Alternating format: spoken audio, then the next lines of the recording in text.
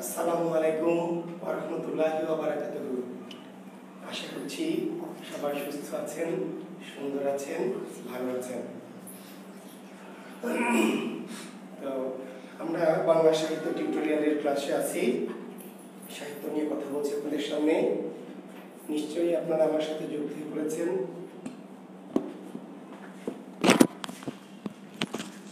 আমার কথা ঠিক মতো শোনা যাচ্ছে কিনা এবং আমাকে দেখা যাচ্ছে কিনা একটু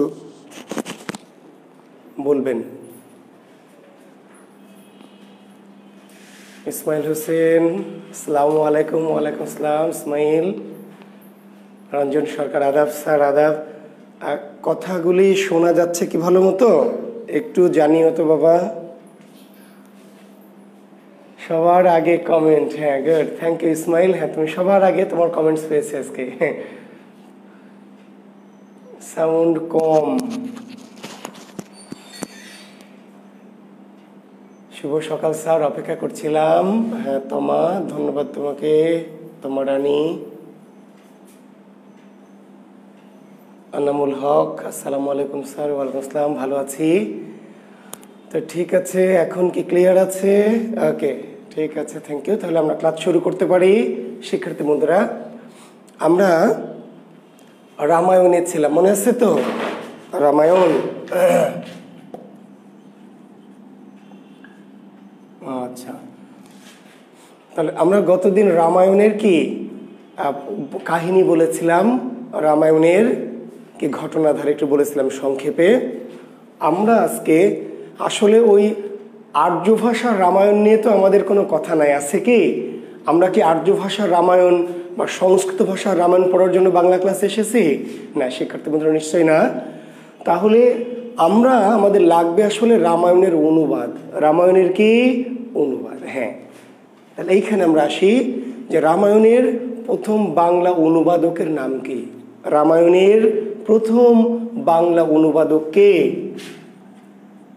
কৃত্তিবাস ওঝা। রামায়ণের প্রথম যিনি অনুবাদ করেছেন বাংলা, তার নাম হচ্ছে কৃত্তিবাস ওঝা। কৃত্তিবাস ওঝা। তাহলে রামায়ণ গ্রন্থটি কিন্তু বাংলা ভাষায় রচিত নয়। রামায়ণ গ্রন্থটি বাংলা ভাষায় রচিত নয়। কোন ভাষায় রচিত? আর্য বা সংস্কৃত ভাষায়, তাই না? তাহলে আর্য বা সংস্কৃত ভাষা রামায়ণ যদি আর্য ভাষাতেই থাকতো তাহলে তো আর আমাদের পড়াশোনা করা লাগতো না। কিন্তু এই সংস্কৃত বা আর্য ভাষা রামায়ণকে কি করা হয়েছে?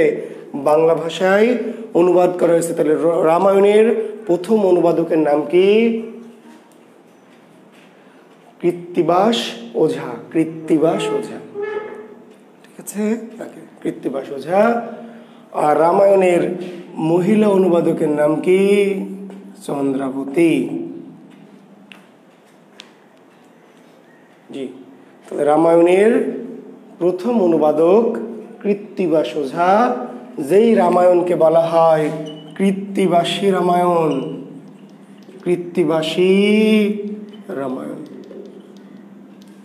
কৃত্তিবাস রামায়ণের যে অনুবাদটি করেছে, কৃত্তিবাস কর্তৃক অনুদিত যে রামায়ণ, কৃত্তিবাস কর্তৃক অনুদিত যে রামায়ণ, সেই রামায়ণকে বলা হয় কৃত্তিবাসী রামায়ণ। জি, তাহলে কৃত্তিবাসী রামায়ণ কি? কৃত্তিবাস কর্তৃক অনুদিত যে রামায়ণ, সেই রামায়ণের নাম হচ্ছে কৃত্তিবাসী রামায়ণ। আর রামায়ণের মহিলা অনুবাদকের নাম কি? চন্দ্রাবতী। রামায়ণের মহিলা অনুবাদকের নাম চন্দ্রাবতী। তো আমরা রামায়ণ কাহিনী শেষ করেছি গতদিন। আজকে শুধু রামায়ণের যে অনুবাদকদের নাম, যেগুলো আমাদের পরীক্ষা আসবে, যে রামায়ণের প্রথম অনুবাদককে, তার উত্তর কৃত্তিবাস ওঝা। আর রামায়ণের মহিলা অনুবাদকের নাম কি? চন্দ্রাবতী। আরও অনেকেই রামায়ণের অনুবাদ করেছে, সেগুলি আমাদের প্রয়োজন নেই। আমাদের এই দুটি নাম আমাদের খুবই জরুরি। আজকে আমরা চলে যাব মহাভারত। কোথায় যাব? মহাভারত।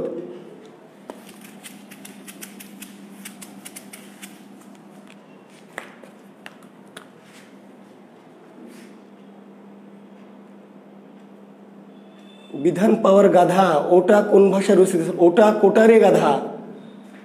বিধান পাওয়ার গাধা, ওটা কোন ভাষায় রচিত হয়েছিল? এই ওটা মানে কোটা।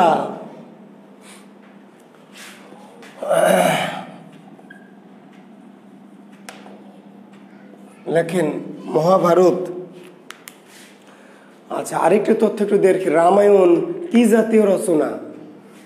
রামায়ণ কি জাতীয় রচনা? তার উত্তর কি? মহাকাব্য। মনে থাকবে, রামায়ণ কি জাতীয় রচনা? তাহলে রামায়ণ হচ্ছে কি? মহাকাব্য। রামায়ণ মহাকাব্য।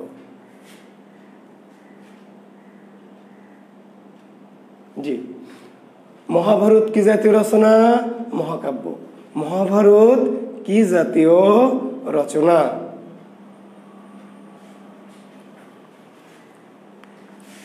এই কমেন্টস দেখাই যাবে না, এসব অগামগার এমন কমেন্টস করবে যে ক্লাস নেওয়ার মুডটাই নষ্ট হয়ে যাবে। থাক কমেন্টস এদিকে। তাহলে মহাভারত কি জাতীয় রচনা? মহাভারত হচ্ছে মহাকাব্য। মহাভারত মহাকাব্য। কোন ভাষায় রচিত? আর্য বা সংস্কৃত ভাষা। আর্য বা সংস্কৃত ভাষা। আচ্ছা, একটা কারেকশন আছে গত ক্লাসের, যে গত ক্লাসের একটু বয়স বার্ধক্যজনিত কারণে একটু মিস্টেক করে ফেলেছি। একটা কারেকশন আছে, দেখেন। আমরা গতদিন ওই ষড় গোস্বামী বলেছিলাম, রূপ, জীব, সনাতন। জি। আর বলেছিলাম গোপাল দুইজন, আসলে গোপাল একজন। রূপ, জীব, সনাতন, গোপাল। আর রঘুনাথ দুইজন। রঘুনাথ, একজন রঘুনাথ দাস আর একজন রঘুনাথ ভট্ট। শিক্ষার্থী বন্ধুরা, গত ক্লাসের একটি ছোট্ট কারেকশন আছে। চৈতন্যের যে 6 জন গোস্বামী, ষড় গোস্বামী, আমরা লিখে দিয়েছিলাম যে গোপাল দুইজন। গোপাল, একটু মিস্টেক করেছি, গোপাল দুইজন না, গোপাল একজন। রূপ, জীব, সনাতন এবং গোপাল এর একজন। আর রঘুনাথ দুজন। রঘুনাথ, একজন রঘুনাথ দাস আর একজন রঘুনাথ ভট্ট। একটু ক্ষমা সুন্দর দৃষ্টিতে দেখবেন, একটু কারেকশনটা নিয়ে নেন। জি। আর আপনাদের কাছে একটু অনুরোধ আছে, যারা বিশেষ করে নোট করুয়া যারা আছেন, অতি সুন্দর সুন্দর নোট করছেন, করে করে দিচ্ছেন, দিয়ে কি সারা বাংলায় ছড়াই দিচ্ছেন, তাই না? তো সারা বাংলায় কি ছড়াই দিচ্ছেন? জি, এই যে আপনাদের এই সুন্দর নোটগুলি, আমার এই সুন্দর ক্লাসগুলি, মানুষ নিজেদের নামে কি বাংলা টর্নেডো, বাংলা সাইক্লোন, বাংলা বাঘ, বাংলা বর্ণমালা, বাংলা জাদু, এই সমস্ত বিভিন্ন কি গ্রুপে, সাইটে তারা নিজেদের নামে নামে চালিয়ে দিচ্ছে, তাই না? এই যে আমরা এত কষ্ট করে ক্লাস নিচ্ছি, এই যে আপনারা এত সুন্দর করে নোট করছেন, এই নোটগুলি কি বিভিন্ন আনাচে কানাচে, বিভিন্ন অগা জগা ফেসবুকাররা কি করছে, গ্রুপওয়ালারা নিজেদের নামে সুন্দর করে চালিয়ে নিচ্ছে। বুঝতে পারলেন? তো এতদিন এই ঘটনাটি রাজশাহীতে ঘটতো। আমার ক্লাস করে আমার ছাত্ররা, দু একটা অগা বেয়াদ্দব ছাত্র থাকে, তারা আবার বাইরে গিয়ে প্রাইভেট পড়ায়, গিয়ে বলে যেগুলো আমি আবিষ্কার করেছি বাংলাদেশে, এগুলো আমি জনক। বুঝতে পারলেন?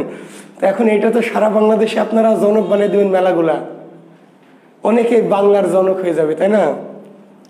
তো কাজে দয়া করে নোট যারা করছেন করুয়ারা সাবধানে করবেন এবং নিজেদের মাঝে সীমাবদ্ধ রাখবেন, দয়া করে, তাই না? আপনি কোর্স করবেন, আপনি পড়বেন, আমরা কষ্ট করে পড়াবো, আর অগামগা সাইটগুলো তারা নিজেদের কৃতিত্ব নিয়ে নেবে যে এটা আমাদের বাংলা লেকচার।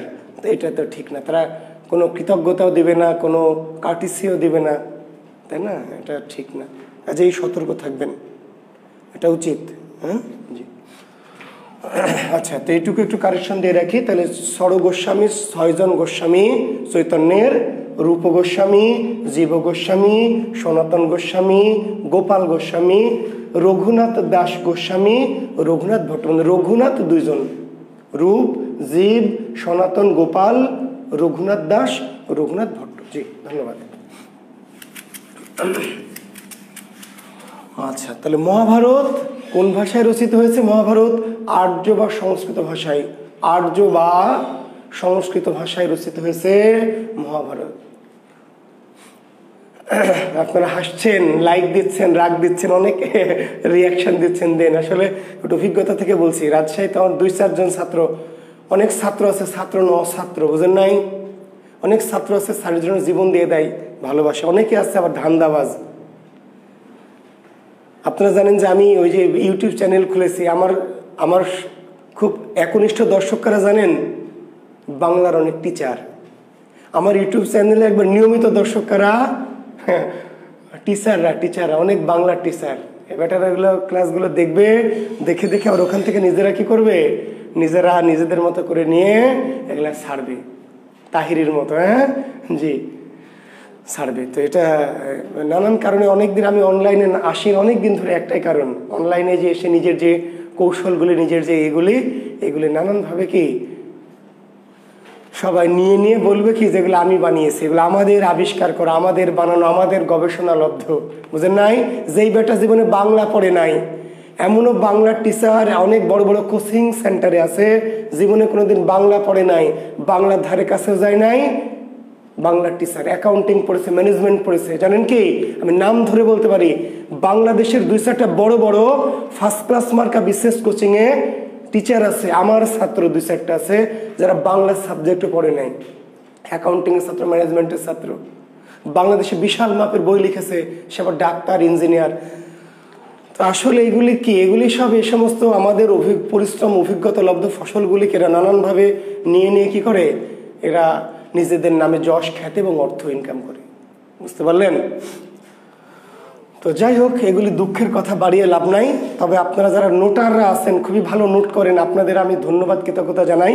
তবে অবশ্যই নোট বিলি করার আগে ভাববেন, ঠিক আছে, আপনার নোট, আমার যে পরিশ্রম বা আপনার পরিশ্রম এবং আমার যে অভিজ্ঞতা, সেগুলি যেন বাজারের অন্য কেউ এটা নিজেদের নামে করে নেবে, এটা সতর্ক থাকবেন। জি,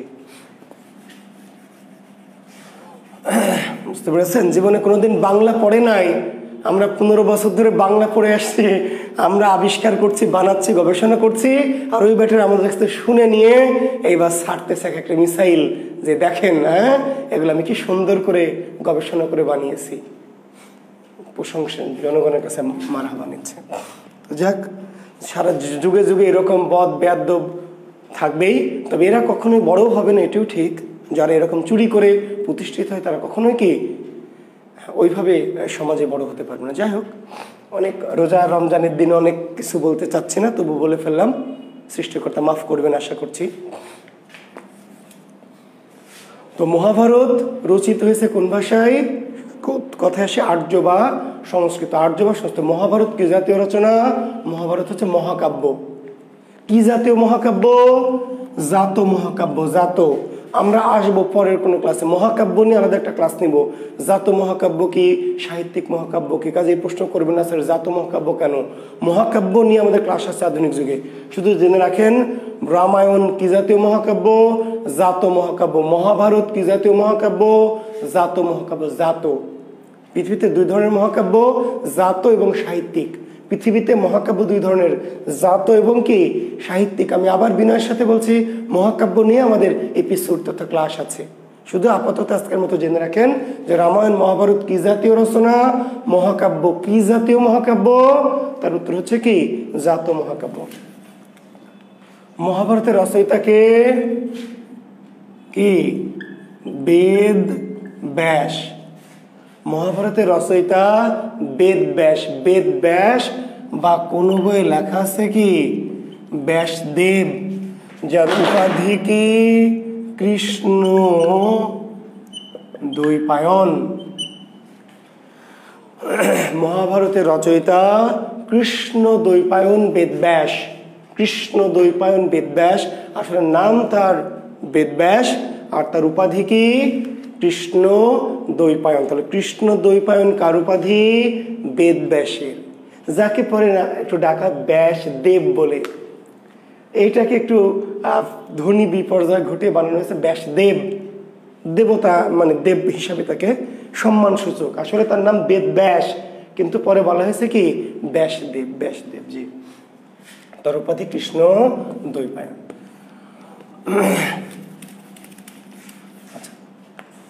মহাভারতের খণ্ড কয়টি? 18টি। 18টি খণ্ড। মহাভারতের খণ্ড বা কাণ্ড কয়টি? 18টি। পৃথিবীর সর্ববৃহৎ মহাকাব্যের নাম কি? মহাভারত। লিখে নেন, পৃথিবীর সর্ববৃহৎ মহাকাব্যের নাম কি? পৃথিবীর সর্ববৃহৎ মহাকাব্যের নাম মহাভারত। পৃথিবীর সর্ববৃহৎ যে মহাকাব্য, পৃথিবীতে বাংলা ভাষা শুধু না, সমস্ত পৃথিবীতে যত মহাকাব্য রচিত হয়েছে তার মধ্যে সবচেয়ে বৃহৎ বা সর্ববৃহৎ মহাকাব্যের নাম কি? মহাভারত। শ্লোক কত? শ্লোক ৮৫,০০০। চরণ কতটি? ১,৭০,০০০। মহাভারতের শ্লোক সংখ্যা ৮৫,০০০, চরণ সংখ্যা ১,৭০,০০০। চরণ বা পংক্তি বা লাইন, চরণ বা লাইন বা পংক্তি।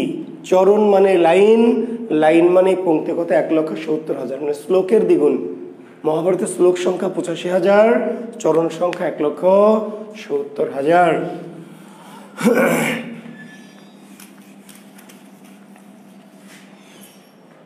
মহাভারতের বিষয়বস্তু কি? বিষয়বস্তু হচ্ছে কৌরবদের সাথে পাণ্ডবদের যুদ্ধ। মহাভারতের বিষয়বস্তু কি? কৌরবদের সাথে কি? পাণ্ডবদের যুদ্ধ। বুঝতে পারলেন? কুরু বংশের যারা সন্তান, কুরুর যারা সন্তান তাদেরকে বলা হয় কৌরব, আর পাণ্ডুর যারা সন্তান পাণ্ডু। মহাভারতের কুরু পাণ্ডু এক একটা চরিত্র। পাণ্ডু, তাহলে পাণ্ডুর যারা বংশজাত তাদেরকে বলা হয় পাণ্ডব। পাণ্ডুর বংশজাত রাজা, পাণ্ডুর বংশজাতদেরকে বলা হয় পাণ্ডব। আর কুরু রাজের বা রাজা কুরুর বংশজাতদের বলা হয় কি? কৌরব। তাই কৌরবদের সাথে পাণ্ডবদের যুদ্ধ মহাভারতের মূল বিষয়। যুদ্ধটা কেন হয়েছিল? আশা বলেন তো। রামায়ণে যুদ্ধ কেন হয়েছিল? গতদিন বলেছি, মনে আছে?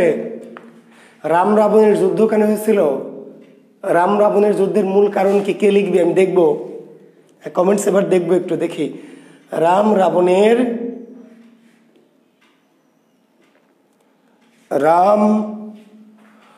রাবণের যুদ্ধ কেন হয়েছিল? কে বলবে?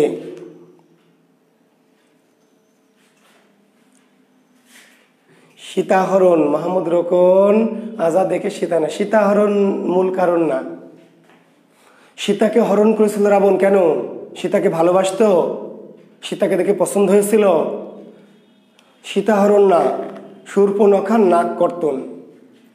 রামায়ণের যুদ্ধের রাম রাবণের যুদ্ধের মূল কারণ ছিল কি?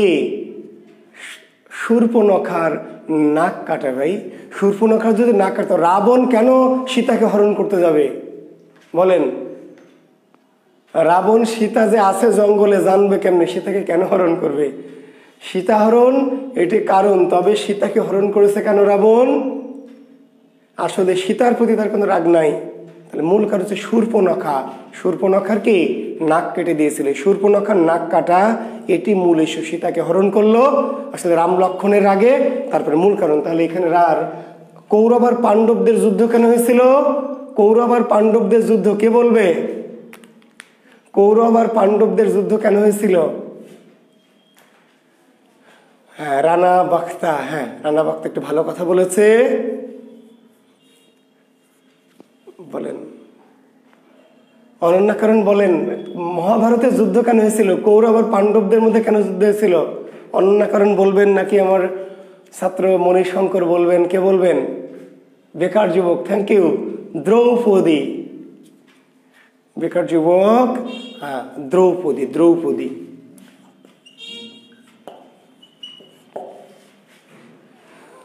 ইলিয়াডের নাম শুনেছেন? ইলিয়াড ওডেসি কি? কেন যুদ্ধ?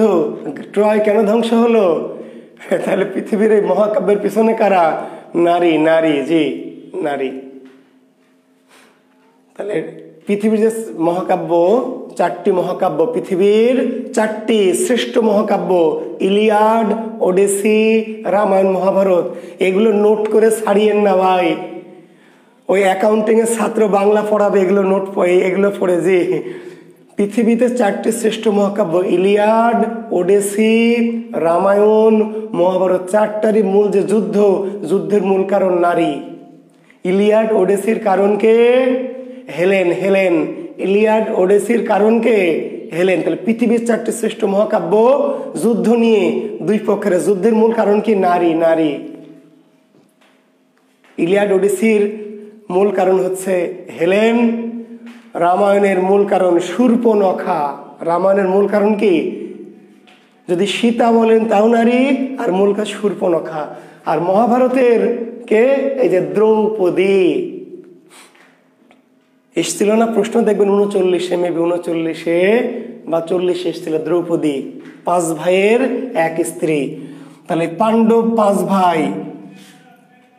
পাণ্ডব 5 ভাই কি কি? যুধিষ্ঠির, তারপরে ভীম, অর্জুন, নকুল, সহদেব।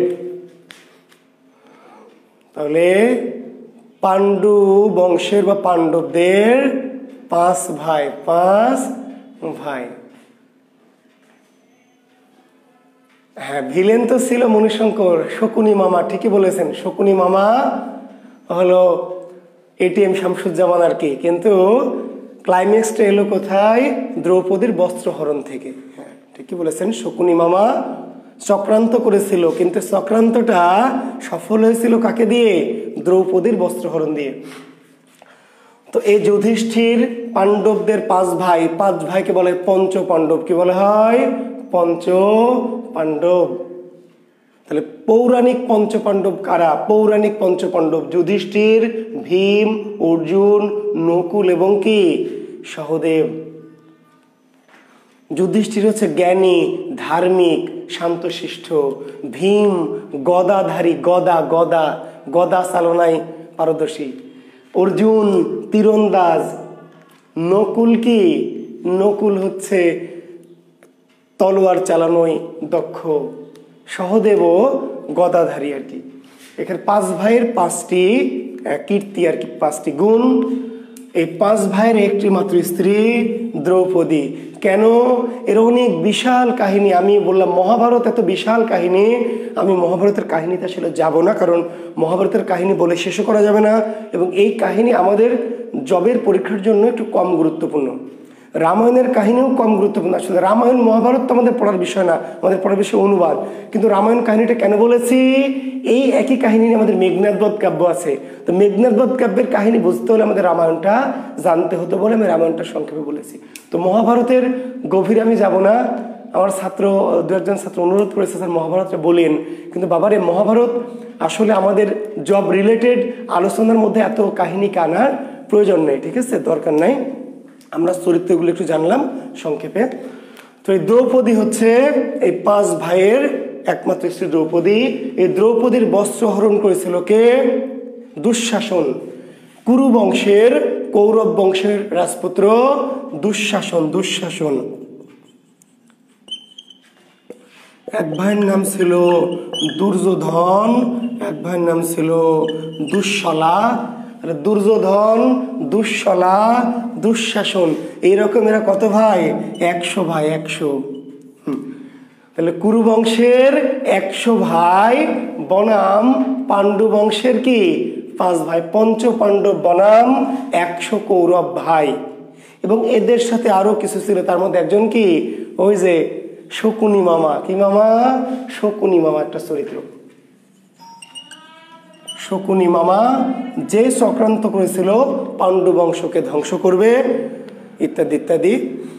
তো যাই হোক, আমরা যেটা বুঝতে চাই না, তাহলে আমাদের চরিত্রগুলি মনে করি মহাভারতের এখন চরিত্র কারা কারা? মহাভারতের চরিত্র রাজা কুরু, শকুনি, দুর্যোধন, দুঃশলা, দুঃশাসন। পাণ্ডু বংশের পাণ্ডবদের পক্ষে কারা? যুধিষ্ঠির, ভীম, অর্জুন, নকুল এবং কি? সহদেব। এবং এর সাথে আরো অন্যান্য চরিত্র, কৃষ্ণ আছে। কৃষ্ণ, ঠিক আছে? কৃষ্ণ মহাভারতের চরিত্র। তো আমরা এখন এই দুটো, এই যুদ্ধে জয়লাভ হয়েছিল কাদের? জয়লাভ করেছিল কারা? রামায়ণ মহাভারতের যুদ্ধে যেমন রামের জয়লাভ হয়েছিল, রামায়ণের যুদ্ধে জয়লাভ করেছিল কারা? রাম পক্ষে, রাম। দুঃশলা বোন, ঠিক আছে, হ্যাঁ ঠিক আছে, দুঃশলা বোন, হ্যাঁ ঠিকই বলেছ শম্পা বিশ্বাস, সরি ভাই, মানে 100 ভাইয়ের একটা বোন ছিল দুঃশলা। Thank you. আচ্ছা, আর শকুনি মামা, কুচক্রি মামা, শকুনি মামা আমাদের বাগধারে আছে, কুচক্রি মামা, দ্রোণাচার্য আছে, কৃষ্ণ আছে, ঠিক আছে, অনেকে আছে। আমরা বললাম যে মাদ্রি আছে, কুন্তি আছে, তাই না? পাণ্ডুর 2 স্ত্রী কুন্তি এবং কি মাদ্রি। পাণ্ডু রাজার কি 2 স্ত্রী, কুন্তি এবং কে মাদ্রি। পাণ্ডু আর কুন্তির 3 সন্তান, পাণ্ডু আর মাদ্রির কি 2 সন্তান, পঞ্চপাণ্ডব, ঠিক আছে। প্রথম 3 জন কুন্তি আর পাণ্ডুর, পরের 2 জন মাদ্রির। তো পাণ্ডু রাজার 2 জন স্ত্রী কুন্তি এবং মাদ্রি। পাণ্ডু কুন্তির গর্ভে 3 সন্তান এবং পাণ্ডু মাদ্রির গর্ভে কি আরো 2 সন্তান। হ্যাঁ, অভিমন্যু আছে, দ্রোণাচার্য আছে, কর্ণ, কুন্তি, অভিমন্যু, দ্রোণাচার্য। চরিত্রগুলি একটু পারলে লিখে নিতে পারবেন। কর্ণ আছে, কুন্তির কথা তো বললাম, মাদ্রি, পাণ্ডু, দ্রোণাচার্য, তারপরে হলো বাসুদেব, তারপরে হলো কৃষ্ণ। অভিমন্যু একটা গুরুত্বপূর্ণ চরিত্র, অভিমন্যু। তবে আমি আবার বলছি, মহাভারতের ভিতর থেকে, হ্যাঁ বাসুদেবই কৃষ্ণ, কৃষ্ণের নাম কখনো কৃষ্ণ কখনো বাসুদেব, এত কিছু লাগবে না, মহাভারতের ভিতর থেকে লাগবে না। কারণটা বলে নেই যে মহাভারত পড়ানো কিন্তু এই আমাদের টেক্সটের উদ্দেশ্য না, বুঝতে পারলেন? উদ্দেশ্য হচ্ছে মহাভারতের সম্পর্কে একটু জানা। আর রামায়ণের কাহিনীটা কেন আমরা জানিয়েছি? রামায়ণের কাহিনীটা এই জন্য জানিয়েছি যে আমাদের আধুনিক যুগে যখন যাব, আধুনিক যুগে তখন আমাদের মাইকেল মধুসূদন দত্ত তার লেখা মেঘনাদ বধ কাব্য, এই মেঘনাদ বধ কাব্যতে আমাদের আবারও একই কাহিনীটা লাগবে। তো মেঘনাদ বধ কাব্যে যেহেতু রামায়ণের কাহিনীটা লাগবে আবার, কাজে আমরা এখন একটু বলে নিলাম যাতে ওই সময় গিয়ে আমাদের কি একটু সুবিধা হয়। যে মহাভারতের, এবং দেখেন বলা আছে মহাভারত আসলে কি যুদ্ধ মূল কথা না, কিন্তু মহাভারতের যুদ্ধটা মূল কথা না, কি মহাভারত আসলে প্রাচীন ভারতের কি সংস্কৃতি, ধর্ম, কৃষ্টি, কালচার, ইতিহাস, ঐতিহ্য। মহাভারত শুধু যুদ্ধকাব্য নয়, বুঝতে পারলেন? বলা হয় যা আছে ভারতে তাই আছে মহাভারতে, যা নাই মহাভারতে তা নাই ভারতে। মহাভারত সম্পর্কে বলা হয়, মহাভারত সম্পর্কে বলা হয় যা আছে ভারতে, যা আছে ভারতে তাই আছে মহাভারতে। কিংবা বলা হয় যা নাই মহাভারতে তা নাই ভারতে। মহাভারত সম্পর্কে একটু শ্লোক বলা হয়, যা আছে ভারতে, যা আছে ভারতে তাই আছে মহাভারতে, যা নাই মহাভারতে তা নাই ভারতে। ভারতে যা কিছু আছে সবই মহাভারতে আছে, আর মহাভারতে যা নাই এমন কিছু ভারতে নাই। তার মানে শুধু 2 বংশের যুদ্ধ, এটি মহাভারত নয়, এটি মহাভারত নয়। মহাভারত হচ্ছে সমগ্র ভারতবর্ষের ইতিহাস, ঐতিহ্য, কৃষ্টি, কালচার, ধর্ম, পোশাক পরিচ্ছদ, রীতিনীতি, বিবাহ, প্রেম, গোটা ভারতবর্ষের যত কিছু আছে কৃষ্টি, কালচার, ইতিহাস, ঐতিহ্য, প্রেম, ভালোবাসা, হিংসা, হানাহানি, মারামারি, ক্ষোভ, রাগ, চক্রান্ত, ভারতের সমগ্র ভারতবর্ষের মানুষের যে নৃতত্ব, ইতিহাস সব মিলে মহাভারত। মহাভারত শুধু একটি গ্রন্থ নয়, বুঝতে বলেন, গোটা ভারতবর্ষের কি ইতিহাস, গোটা ভারতবর্ষের ঐতিহ্য, সংস্কৃতি, পোশাক, ভাষা, খাদ্যাভ্যাস, প্রেম, বিরহ, রাগ, অভিমান, ক্ষোভ, ভারতীয় জাতির কৃষ্টি, কালচার, ইতিহাস, ঐতিহ্য মহাভারত। এটা শুধু একটি যুদ্ধ কাব্য নয়। হ্যাঁ, আর এই মহাভারত আবার বললাম যে আর্য যে মহাভারত বা সংস্কৃত যে মহাভারত, এটা নিয়ে কিন্তু আমাদের কোনো মাথা ব্যথা নাই। সংস্কৃত ভাষায় মহাভারত রচিত হয়েছে, আর্য ভাষায় মহাভারত রচিত, এইটা নিয়ে আমাদের কি কাহিনী নাই। আমাদের কাহিনীটা হচ্ছে এটি বাংলায় অনুবাদ করা হয়েছে। তাহলে প্রথম অনুবাদ করেছেন কে? মহাভারতের প্রথম অনুবাদকের নাম কি? কবীন্দ্র পরমেশ্বর।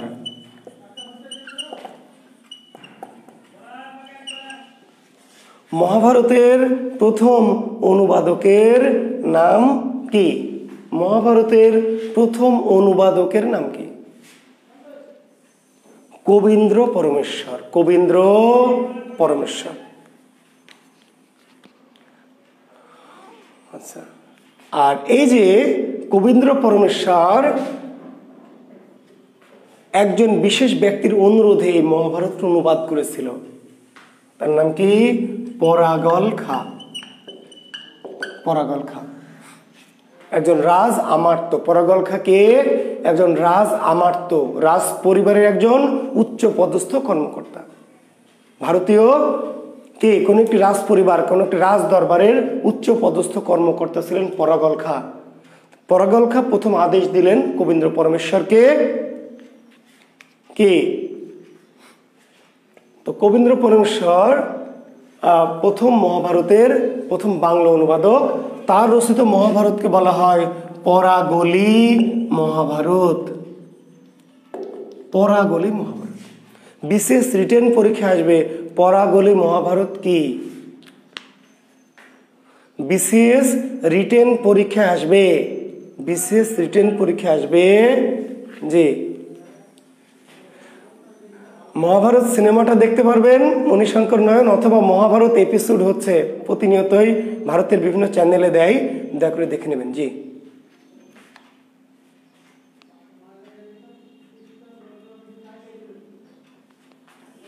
আচ্ছা, তাহলে পরাগলি মহাভারত কি? পরাগলি মহাভারত কি? পরাগলি মহাভারত কি? পরাগল খাঁয়ের আদেশে কবীন্দ্র পরমেশ্বর, পরাগল খাঁয়ের আদেশে কবীন্দ্র পরমেশ্বর যে অনুবাদ করেছেন মহাভারতের, সেই মহাভারতকে বলা হয় পরাগলি মহাভারত। আর এটি মহাভারতের যথার্থ অনুবাদ নয়, মূল সারাংশের অনুবাদ। মহাভারতের সারাংশ, যারা মহাভারতের সারাংশ চাচ্ছেন, সারাংশ মাত্র 400 পৃষ্ঠার একটি সারাংশ কবীন্দ্র পরমেশ্বর করেছেন পরাগল খাঁ। তাহলে কবীন্দ্র পরমেশ্বর মহাভারতের কি সংক্ষিপ্ত অনুবাদ করেছে, সংক্ষিপ্ত সার সংক্ষেপের অনুবাদ। তাহলে কবীন্দ্র পুরো মহাভারতকে অনুবাদ করেননি, আবার ভেঙে ভেঙে পুরো মহাভারতটাকে তিনি একটা কি করেছেন? সার সংক্ষেপ অনুবাদ করেছেন। তাহলে পরাগলি মহাভারত কি? পরাগলি মহাভারতের অনুবাদককে কবীন্দ্র পরমেশ্বর। তাহলে কবীন্দ্র পরমেশ্বর কি করলেন? পরাগল খাঁর অনুরোধে মহাভারতের যে অনুবাদ করলেন সেটির নাম পরাগলি মহাভারত।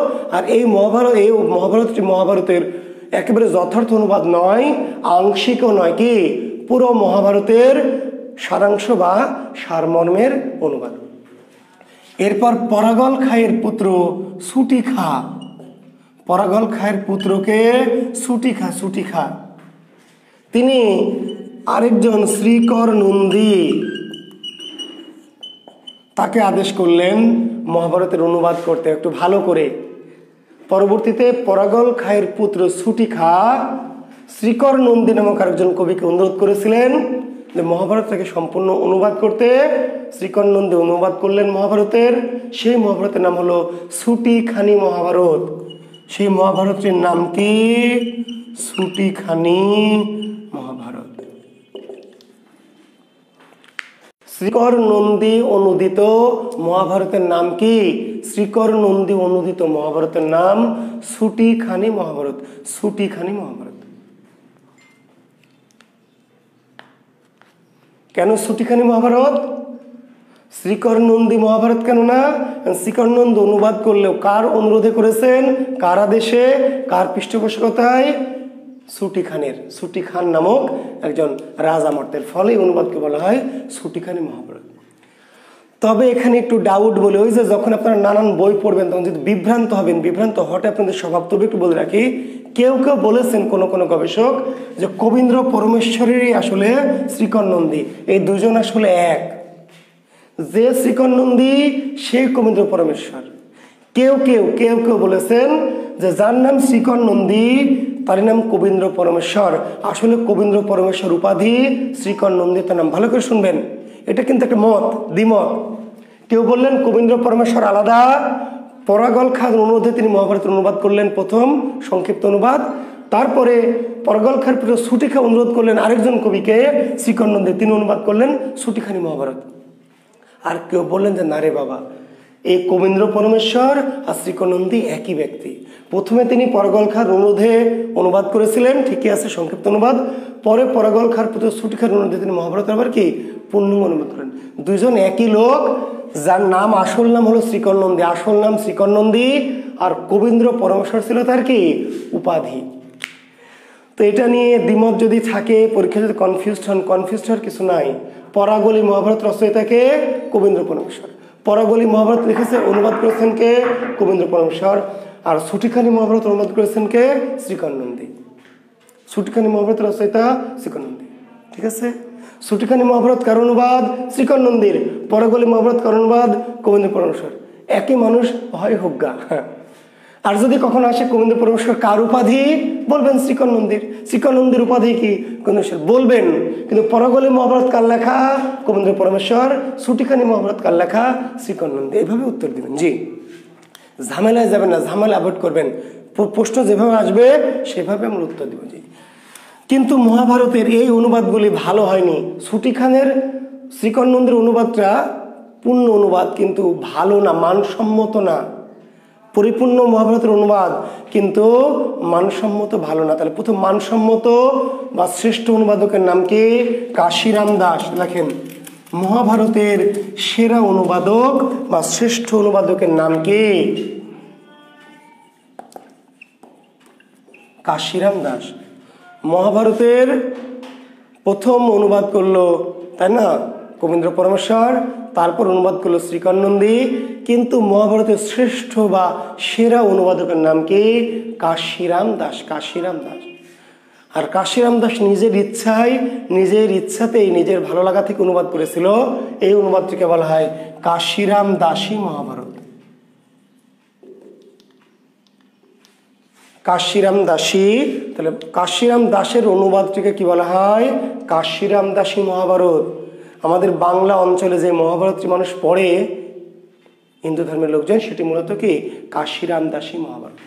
বাজারে পাওয়া যায়, কিনে পড়ে ফেলবেন। জি, মহাভারত যারা জানতে চান, যারা বুঝতে চান, যারা পড়তে চান, কাশিরাম দাসের খুব সহজ সরল সুন্দর অনুবাদ, দারুণ অনুবাদ, কাশিরাম দাসী মহাভারত।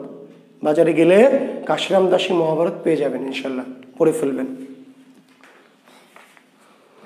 কাশিরাম দাস সম্পর্কে বলা হয়, মহাভারতের কথা অমৃত সমান, কাশিরাম দাস ভনে শোনে পুণ্যবান। মহাভারতের কথা অমৃত সমান, মহাভারতের কথা অমৃত সমান, কাশিরাম দাস ভনে শোনে পুণ্যবান।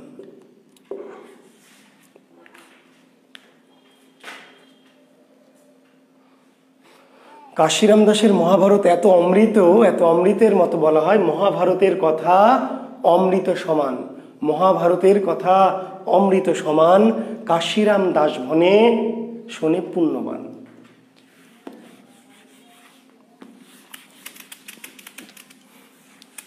তো আমরা আসলে আজকে মধ্যযুগটা শেষ করব। রোজার ঈদের আগে আর অনেকে পড়তে চাচ্ছে না রোজার মধ্যে, আমরা হয়তো আর একটা দিন পড়াবো আগামী শনিবার। আজকে মধ্যযুগটা ইনশাল্লাহ শেষ করে ফেলব।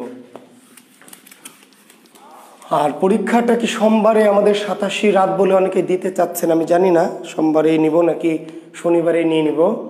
আপনারা চাইলে আমি শনিবারে হয়তো নিয়ে নিব, ঠিক আছে। যদি চান আপনারা প্রাচীন মধ্যযুগের পরীক্ষাটা শনিবারে নিয়ে নেই, শনিবার একটা ক্লাস আর পরীক্ষা নিয়ে রোজার মধ্যে ঈদের আগে পড়াটা শেষ করে ফেলি। জি, আপনারা যদি আপত্তি না করেন, ঠিক আছে।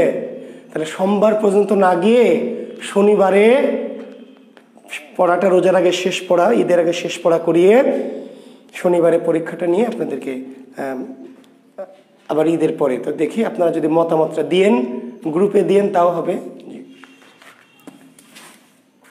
এখন লিখবেন একটি সাহিত্য যার নাম হচ্ছে কি, পাঁচালী। পাঁচালী, জি। মধ্যযুগ প্রায় শেষ, ছোটখাটো দু একটি বিষয় আছে, তার মধ্যে একটির নাম হচ্ছে কি পাঁচালী। পাঁচালী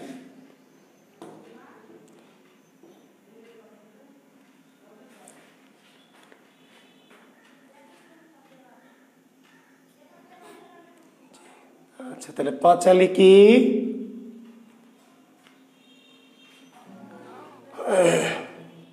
পাঁচালী হচ্ছে কি পাঞ্চাল। পাঞ্চাল বা পাঞ্চালী লোকসাহিত্যের একটি ধারা হচ্ছে পাঁচালী। মধ্যযুগের লোকসাহিত্যের সাজ্জাদ হোসেন ঈদের পর নিলে উপকৃত হব। ঈদের দিনও ক্লাস হোক, ক্লাস চলুক স্যার, ঠিকই বলেছেন।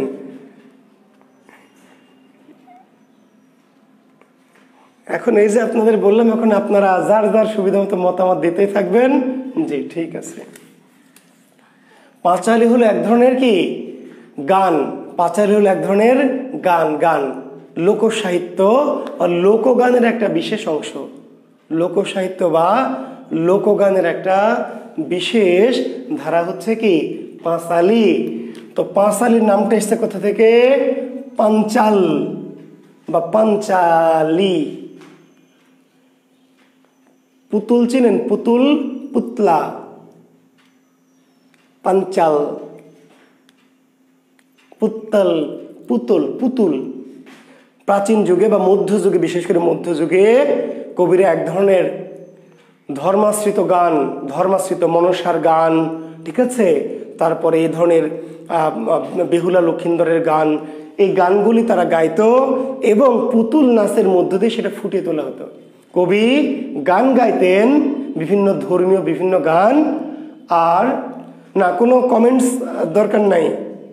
জি, ঈদের আগে হবে। জি, সোমবারে। তাহলে আমি এত ইয়েতে যাব না, যা বলে দিয়েছি। আপনাদের কোনো কিছু অফার দিলে আপনারা তো মানে মহাবিপদ তৈরি করেন না। জি, কোনো অফার টফার নাই আপনাদের। জি, যা কথা বলেছি, সোমবারে পরীক্ষা, শনিবারে ক্লাস, সোমবারে পরীক্ষা নিয়ে শেষ। সোমবারে ক্লাস নাই। জি জি ভাই, অলি আহমেদ রাজু ভাই, না আপনাদের কারো কথা শুনবো না। আপনারা এত মানে পণ্ডিত যে একটা সুযোগ দিলে 1000 দিন ধরে এখন এই তর্ক বিতর্ক করতে থাকবেন। আপনাদের কোনো অফার নেই, আপনাদের অফার শেষ। শনিবারে আমি ক্লাস নেব, সোমবারে ক্লাস না, শুধু পরীক্ষাটা নিয়েই জি ঈদের আগে শেষ করব। তারপর ঈদের পরে আমরা আধুনিক যুগ শুরু করব। জি, থ্যাংক ইউ। আপনাদের এত অপশন নিতে গেলে, 100 জনের 100 মতামত নিতে গেলে তো ভাই কেমনে কি করব বলেন, সম্ভব হবে? তাহলে পাঁচালী কি এক ধরনের গান, বিশেষ গান, যে গান গায়ক গাইতো আর কি করতো, পুতুল নাচের মাধ্যমে সে গানকে ফুটিয়ে তোলা হতো। তখন সেই ধরনের গানকে বলা হয় পাঁচালী বা পাঞ্চালী। তবে কারো মতে আবার না, এই গানের সময় 5 রকমের ঘটনা ঘটতো। কি কি? এখানে গান হতো, বাদ্য থাকতো, মাঝে মাঝে ছড়া কাটা হতো, আবার নাচও হইতো একটু একটু, আবার কি গানের লড়াইও হতো। এই 5টি অঙ্গ থাকতো বলে নাম পাঁচালী। কেউ কেউ বললেন পাঁচালী এসছে পঞ্চাল বা পাঞ্চাল থেকে, মানে পুতুল, যেহেতু গানের সাথে সাথে পুতুলের মধ্য দিয়ে অভিনয় করে করে কি এই গানের দৃশ্য বা ঘটনাগুলি, কাহিনীগুলি ফুটে তোলা হতো, সেই জন্য এটার নাম পাঁচালী। আর কেউ কেউ বললেন যে না, এই গানের 5টি অঙ্গ। পাঁচালী গানের কয়টি অঙ্গ? 5টি অঙ্গ। 5টি। কি কি? গান, বাদ্য, গান থাকতো, বাদ্যযন্ত্র থাকতো, ছড়া থাকতো, নাচ থাকতো, নাচ। কবি এরা অনেক সময় নাচতেন, বা পুতুল নাচ, ওই যে পুতুল নাচ মানে গান, শুধু গানের সাথে বাদ্য, ছড়া, মাঝে মাঝে ছড়া কাটা হতো, নাচ করা হতো এবং গানের লড়াই। ফলে এই 5টা অঙ্গ থাকতো বলে এই গানটিকে বলা হয় পাঁচালী বা পাঞ্চালী। যে পথের পাঁচালী পাঁচালী নয়। জি ভাই, জি জি। এখন আপনি লিখলেন আধুনিক যুগে প্রেমের পাঁচালী, তাহলে সেটা কি পাঁচালী? পাঁচালী লিখলেই পাঁচালী। পাঁচালী হলো এক ধরনের গান, ধর্মীয় কোনো বিষয় নিয়ে কি, জি, ধর্মীয় বিষয় নিয়ে রচিত রসাত্মক গানকে বলা হয় পাঁচালী। পাঁচালীর শ্রেষ্ঠ কবিকে দাশু রায়। পাঁচালীর শ্রেষ্ঠ কবি দাশু রায়, যার প্রকৃত নাম দাশরথী রায়। পাঁচালীর শ্রেষ্ঠ কবি, শ্রেষ্ঠ কবি, জি, পাঁচালীর শ্রেষ্ঠ কবি দাশু রায় বা দাশরথী রায়। দাশু রায় বা দাশরথী রায়। হ্যাঁ, তাহলে মণিশঙ্করের কাছ থেকে আমরা একদিন পাঁচালী শুনতে পারি। হ্যাঁ মণিশঙ্কর, তাহলে তুমি একটা কাজ করো, শনিবারে আমাদের একটু পাঁচালী শোনাই দিও, ঠিক আছে? হ্যাঁ, তুমি আমার গ্রুপে লাইভ দিবা, আমি ইয়ে করে দেব।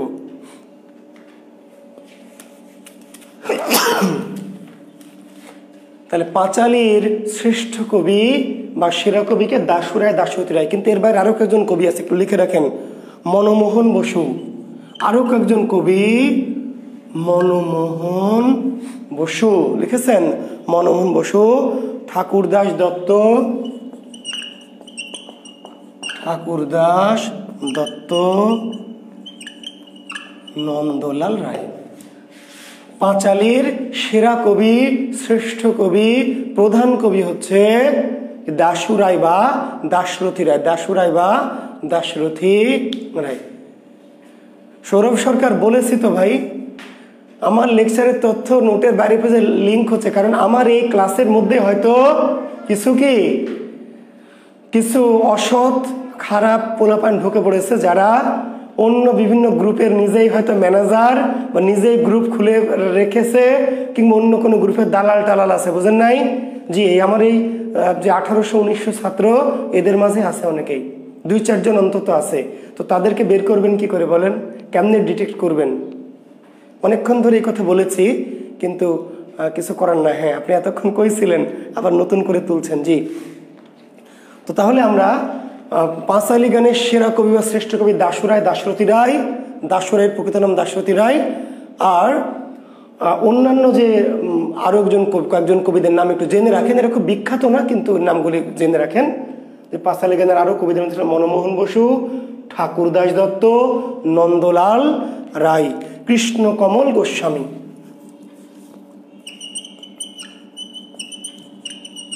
কৃষ্ণ কমল গোস্বামী, কৃষ্ণকমল গোস্বামী। জি, এই হচ্ছে আমাদের পাঁচালী। আর আবার বলছি, পাঁচালীগুলি মূলত বিভিন্ন ধর্মীয় কাহিনী, বিভিন্ন কি ধর্মীয় মনসার কাহিনী, ঠিক আছে? তারপরে রাধা কৃষ্ণের কাহিনী, রাধা কৃষ্ণের পাঁচালী, কৃষ্ণের কীর্তন, হ্যাঁ, পাঁচালীর ঢঙে।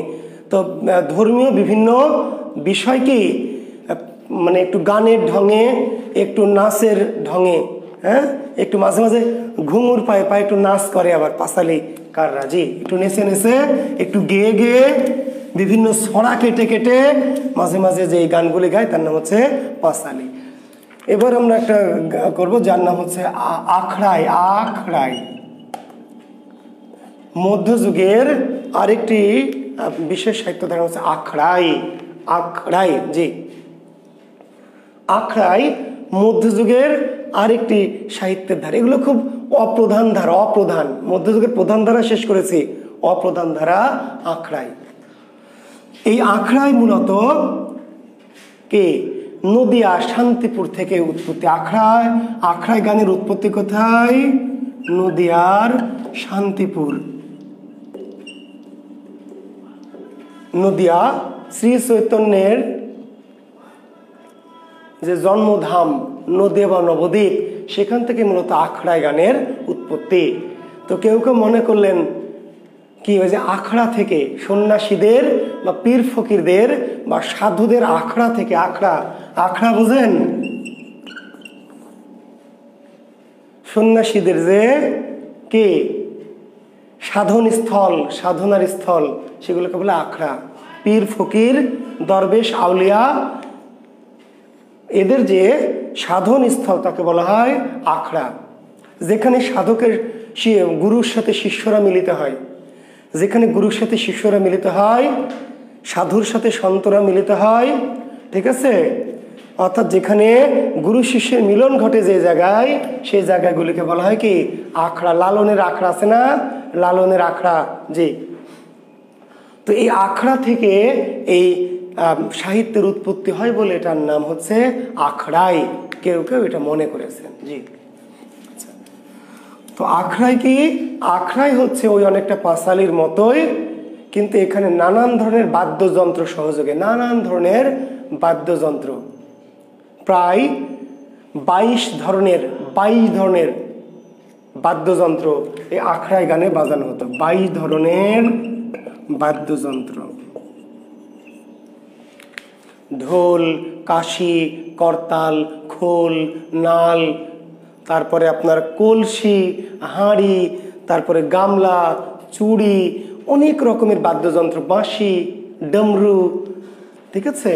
তার মানে 22 রকমের বাদ্যযন্ত্র এই আখড়ায়ে গাওয়া হতো। এবং আখড়ায় ধর্মীয় গান, ধর্মীয় আধ্যাত্মিক ক্লাসিক রাগ রাগিনী সমৃদ্ধ কি, রাগ রাগিনী সমৃদ্ধ ধর্মীয় ভাবগম্ভীর ক্লাসিক্যাল সাহিত্যকে বলা হয় আখড়াই।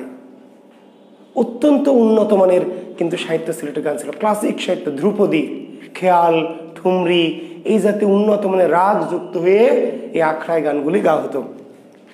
এই আখড়াই গানের যিনি প্রথম লিখেছেন তিনি হলেন কলুই চন্দ্র সেন। আখড়াই গান প্রথম লিখেছেন কে? কলুই চন্দ্র। আখড়াই গানের প্রথম রচয়িতা কবি কলুই চন্দ্র।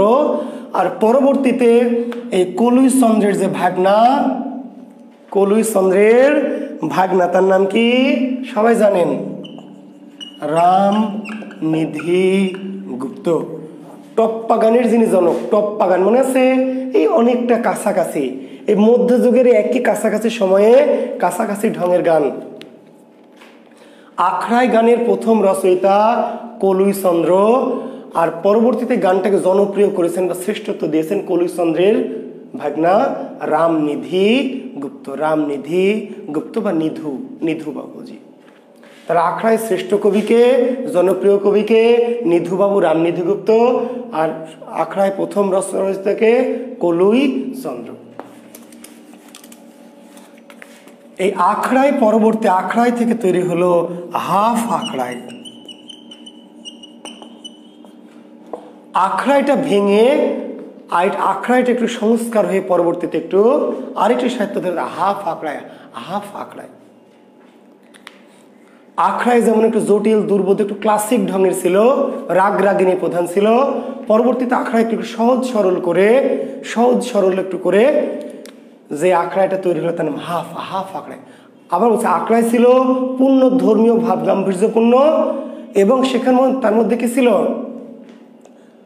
ক্লাসিক্যাল বিষয়, রাগ রাগিনী ইত্যাদি। আখড়াই আর টপ্পা ঠিক এক না, তবে আখড়াইয়েরই একটি শাখা হচ্ছে টপ্পা। আখড়াইয়ের একটি সংক্ষিপ্ত শর্ট ফর্ম হচ্ছে টপ্পা। আফরোজা মিমি না আফরোজা অমনি, আখড়াইয়ের একটি শর্ট ফর্ম। আখড়াইতে বড় গান, আর আখড়াইয়ের একটি ছোট শর্ট ফর্ম হচ্ছে টপ্পা, জি। তবে আখড়াইয়ের মধ্যে আবার কিছু অশ্লীল গানও থাকতো, যাত্রার মতো। অশ্লীল গানগুলিকে বলা হতো খেউড়।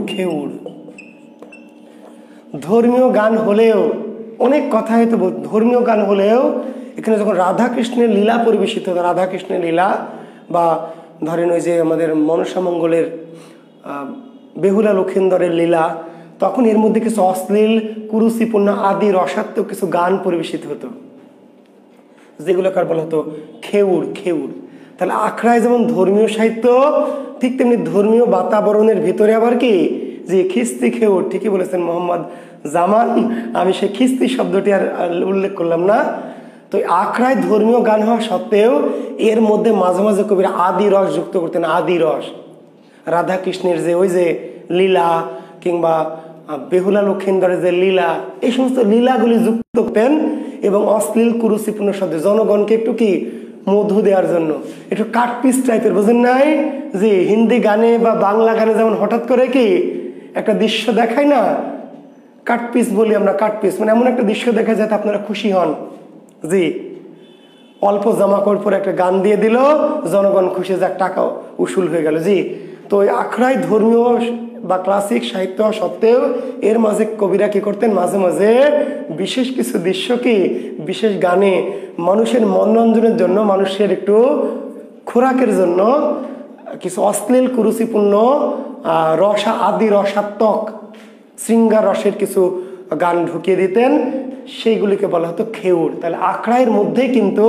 খেউড়। জি, আর আখড়াকে পরবর্তীকালে সহজ সরল করে আর একটু সহজ করে একটু অত মানে রাগ টাগ বাদ দিয়ে একটু সরলীকরণ করে যেটা তৈরি, তার নাম হাফ আখড়াই। এবং এইসব আখড়াই মাখড়াই থেকে পরে যাত্রাপালা, পরবর্তীর যে যাত্রাপালা জানেন কি, সেগুলির কিন্তু সৃষ্টি হয়েছে কোথা থেকে, এই আখড়াই পাখড়াই থেকে। পরবর্তী যে যাত্রা কিন্তু খুব ভালো সাহিত্য, খুবই দামি। আমরা ছোটবেলায় যাত্রা দেখেছি, আমি একটি যাত্রাপালাতে অভিনয় করেছি, বুঝতে পারলেন। আমার চাচা, ছোট চাচা যাত্রা করতেন, হ্যাঁ, একটা ওই যে একটা ইয়ে ছিল, একটা বাচ্চাকে ভাসিয়ে দেয়, আমি নাম অনেক আমার শুধু মনে আছে, আমি যখন ছোট ছিলাম তখন আমার চাচা নিয়ে গেছে অভিনয় করতে। আমার অভিনয়টাকে আমাকে একটা ওই ইয়ের মধ্যে করে পানিতে ভাসায় দিবে, ঠিক আছে, আমি বাচ্চা তো, আমাকে একটা বড় একটা ইয়ের মধ্যে গামলার মধ্যে করে ভাসিয়ে দিচ্ছে, এই দৃশ্যটা মনে আছে আমাকে ছোটবেলাটা। তো আগের যুগে যাত্রা কিন্তু ছিল কি সবার মনোরঞ্জনের বিষয়, কিন্তু যাত্রার মধ্যে হঠাৎ করে শেষ রাতে যখন বাচ্চা কাচ্চারা ঘুমিয়ে যেত, ছোট বাচ্চারা চলে যেত, ঘুমিয়ে পড়তো, তখন আবার কি হতো, অশ্লীল দিচ্ছে একটা গান। যাত্রা পরবর্তীতে অশ্লীল হয়ে গেল, যাত্রা কিন্তু অশ্লীল ছিল না, যাত্রা কিন্তু মূলত শ্লীল। যাত্রাই ছিল বাঙালির কি সাংস্কৃতিক একটা ঐতিহ্য, বুঝতে পারলেন। বিভিন্ন ধর্মীয় কাহিনী, মনসার পালা, তারপরে হাসান হোসেনের পালা, বিভিন্ন যাত্রার মধ্যে করা হতো। কিন্তু যাত্রাটাকে পরবর্তীতে এই যে আখড়াইয়ের মধ্যে যেমন খেউড় ঢুকানো হয়েছে, যাত্রার মধ্যে কি খিস্তি খেউড়, অর্থাৎ হঠাৎ করে একটা মেয়ে চলে এলো, একটা ভাঁড় চলে এলো, নাচ গান করলো, করে চলে গেল। পরবর্তীতে যাত্রার কাহিনীবাদ শুধু ওই অশ্লীলতাটুকুই থাকলো। এখন যাত্রা মানে কিন্তু কাহিনী নাই, শুধু কি অশ্লীলতাটুকুই আছে। জি,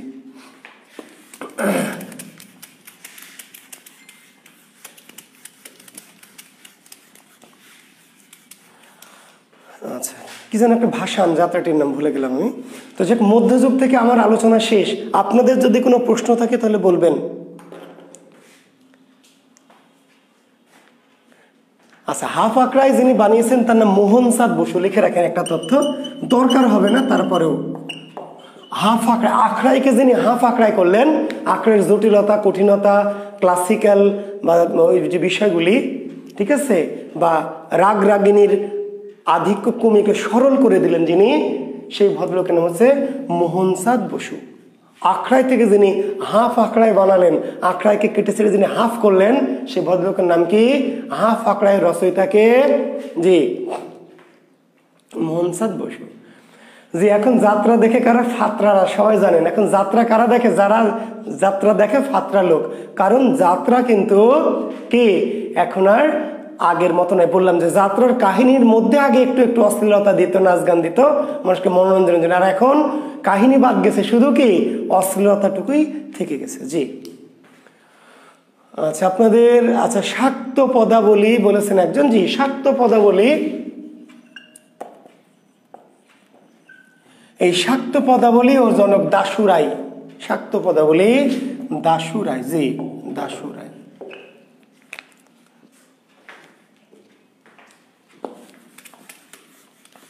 শাক্ত পদাবলীর শ্রেষ্ঠ রচয়িতা দাশু রায়। শাক্ত পদাবলী, শিবের ভক্তদের বলা হয় শাক্ত, শিবের ভক্তদের বলা হয় শাক্ত। শিবের যে কীর্তি, কর্ম, প্রেম, বিরহ, তার আধ্যাত্মিকতা, ধ্যান, এগুলি নিয়ে রচিত সাথে শাক্ত পদাবলী। শিবের ভক্তদের বলা হয় শাক্ত, বুঝতে পারলেন। কৃষ্ণ ভক্তকে যেমন বলে বৈষ্ণব, শিবের ভক্তকে বলে শাক্ত। তো শাক্ত পদাবলী কি, শিবকে নিয়ে রচিত সাহিত্য বা শিবকে নিয়ে রচিত গান, শিবকে নিয়ে রচিত গানকে বলা হয় শাক্ত পদাবলী। জি, এর মধ্যে শিবের বিভিন্ন কাহিনী, শিব পার্বতী, শিব গৌরী ইত্যাদি ইত্যাদি, শিবের রাগ, শিবের ক্ষোভ, শিবের ধ্যান, শিবের ভালো মানুষী, শিবের আধ্যাত্মিকতা, এই সমস্ত নিয়ে রচিত সাহিত্য হচ্ছে শাক্ত পদাবলী। তো শাক্ত পদাবলী মানে জি, লোকসাহিত্য হয়নি। লোকসাহিত্য কেন? গতদিন আমি যে পড়িয়েছি ভাই, গতদিন যে পড়ালাম, লোক সাহিত্যর মধ্যে গতদিন আমরা পড়িয়েছি না? গতদিন কি পড়িয়েছি? গতদিন লোক সাহিত্যের পড়িয়েছি হচ্ছে পড়ালাম না দুটো জিনিস, লোকসাহিত্যের গুরুত্বপূর্ণ দুটো জিনিস গতদিন পড়িয়েছি। শৈব আর শাক্ত। শাক্ত কালী, শাক্ত কালী, ও আচ্ছা, সরি, শৈব হলো শিব, শাক্ত হলো কালী। থ্যাংক ইউ, হ্যাঁ সরি, ঠিক আছে, কালীর শাক্ত। শিবের হলো শৈব অনুসারী, শিবায়ন বা শিবমঙ্গল, আর শাক্ত হচ্ছে কালীর। থ্যাংক ইউ, ধন্যবাদ অনন্যা, এবং আরো একজন কমেন্টস করেছেন, থ্যাংক ইউ। হ্যাঁ, কালীর কীর্তন, কালী কীর্তন হচ্ছে শাক্ত পদাবলী। থ্যাংক ইউ, শাক্ত পদাবলী, ধন্যবাদ। শিবের নয়, শিবের হচ্ছে শৈব, আর কালীর কীর্তন বা কালীর যে গুণগান বা কালীর যে কীর্তি কর্মভাব, সেটা হচ্ছে শাক্ত পদাবলী। জি, থ্যাংক ইউ। লোকসাহিত্যের মধ্যে ময়মনসিংহ গীতিকা লোকসাহিত্য, এই যে এতক্ষণ যা পড়ালাম, এতক্ষণ যেগুলো পড়ালাম, এগুলো সবই কি ভাই লোকসাহিত্য? তো ভাই, তারপর ডাক পড়িয়েছি, খনার বচন পড়িয়েছি, লোকসাহিত্য সবই পড়িয়ে ফেলেছি। জি, এখন যদি আরেকটু কিছু জানতে চান তাহলে ছড়া লেখেন, ছড়া লোকসাহিত্য। তারপরে হলো ধাঁধা লোকসাহিত্য, ছড়া ধাঁধা লেখেন, ছড়া লোকসাহিত্যের একটি কি প্রাচীনতম অঙ্গ, কি ছড়া লেখেন। লোকসাহিত্যের প্রাচীনতম অঙ্গ হচ্ছে ছড়া। ছড়ার কোনো জনক ফনক নাই, প্রাচীন যুগ থেকে, মধ্যযুগ থেকে মানুষ মনের আনন্দে কি ছড়া বানিয়েছে। ছড়া মূলত শিশুতোষ সাহিত্য, ছড়া লেখা হয় কোন ছন্দে? স্বরবৃত্ত ছন্দে। ছড়া কোন ছন্দে রচিত হয়? স্বরবৃত্ত ছন্দে। জি, ছড়া রচিত হয় স্বরবৃত্ত ছন্দে। আর ছড়া অনেক আছে, 2-4 এমনি পড়ে নেবেন। আগডুম বাগডুম ঘোড়াডুম সাজে, ঢাক ঢোল ঝাঁঝর বাজে, বাজতে বাজতে চললো ঢুলি, ঢুলি গেল কমলা ফুলি, কমলা ফুলির কি টিয়েটা, সূর্যি মামার বিয়েটা। আফরোজ, আপনি কিংবদন্তি পড়াবেন না? কিংবদন্তি কি করে পড়াবো? কিংবদন্তি কি জিনিস বুঝো? কিংবদন্তি পড়াবেন না মানে কি? কিংবদন্তি কি? এই যে যা পড়ালাম সবই তো কিংবদন্তি রে গাধি। আফরোজ আমনি গাধি। এই যে রামায়ণ মহাভারত পড়ালাম, ওই যে তোকে বেহুলা লক্ষিন্দরের কাহিনী পড়ালাম, এই সবই তো কিংবদন্তি। কিংবদন্তি আবার কি কোনো সাহিত্য আছে রে? আফরোজ অমনি গাধি, কিংবদন্তি তো কোনো সাহিত্য না। এই যে 1000 বছর ধরে মানুষের মুখে মুখে যার কাহিনী, যার ঘটনা চলে আসে, সেগুলির নামই কিংবদন্তি। তো পড়াচ্ছি, একটা একটু করে পড়াই, থাম, ধৈর্য ধর। জি, তাহলে ছড়া কি?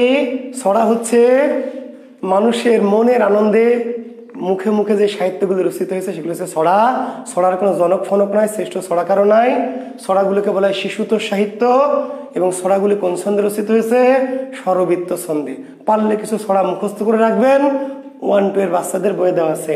ধাঁধা প্রাচীনতম সৃষ্টি, লোকসাহিত্যের প্রাচীনতম সৃষ্টি কি? ধাঁধা। লোকসাহিত্যের প্রাচীনতম সৃষ্টি, আরেকটি সৃষ্টি আছে ধাঁধা। ছড়া, ধাঁধা, এগুলোকে বলে লোকসাহিত্যের প্রাচীনতম সৃষ্টি। ধাঁধা কি? ধাঁধা হলো কৌতূহল উদ্দীপক প্রশ্নোত্তর। কৌতূহল উদ্দীপক প্রশ্নোত্তরকে বলা হয় ধাঁধা। বলছে, এক থাল সুপারি গুনতে পারে কোন ব্যাপারী? এক থাল সুপারি গুনতে পারে কোন ব্যাপারী? বলো তো এটা কি? ইহার নাম ধাঁধা। কৌতূহল উদ্দীপক দার্শনিক প্রশ্নকে বলা হয় ধাঁধা। কৌতূহল উদ্দীপক দার্শনিক চিন্তা উদ্দীপক প্রশ্নকে বলা হয় ধাঁধা। ছড়াই ছড়াই রচিত, ছড়াই ছড়াই রচিত, ছন্দে ছন্দে রচিত কৌতূহল উদ্দীপক দার্শনিক, জি আকাশের তারা। Thank you. নারী এক থাল সুপারি গুনতে পারে কোন ব্যাপারী? তারা, তাই না? একটুখানি পানির ভিতর মাছ চুলবুল করে, কারুর বাপের সাধ্য নাই জাল ফেলতে পারে। একটুখানি পানির ভিতর মাছ চুলবুল করে, কারুর বাপের সাধ্য নাই জাল ফেলতে পারে। ভাতের হাঁড়ি, ভাত যখন ফোটে তখন মাছ মনে হয় যে চুলবুল করে, কিন্তু কারু বাপের সাধ্য নাই সেখানে কি জাল ফেলতে পারে। জি ধাঁধা। অশ্লীল ধাঁধাও আছে, বলছে শুতে হলে দিতে হয়। শুতে হলে দিতে হয়, ছোটবেলা এগুলো সুন্দর। শুতে হলে দিতে হয় কি? দরজা, দরজা ঘরের খিল। শুতে হলে ঘরে কি করতে হয়? খিল লাগাতে হয়। জি হ্যাঁ। বন থেকে বেরোলো টিয়ে, হ্যাঁ আফরোজা অমনি, বন থেকে বেরোলো টিয়ে সোনার টুপুর মাথায় দিয়ে। বন থেকে বেরোলো টিয়ে সোনার টুপুর মাথায় দিয়ে কি? আনারস, আনারস, তাই না? এরকম যে এরকম অনেক ধাঁধা আরো আছে, অনেক আছে এরকম। তুমি থাকো খাল বিলে, আমি থাকি জলে, দুজনের দেখা হবে মরণের কালে। তুমি থাকো খাল বিলে, আমি থাকি জলে, দুজনের দেখা হবে মরণের কালে।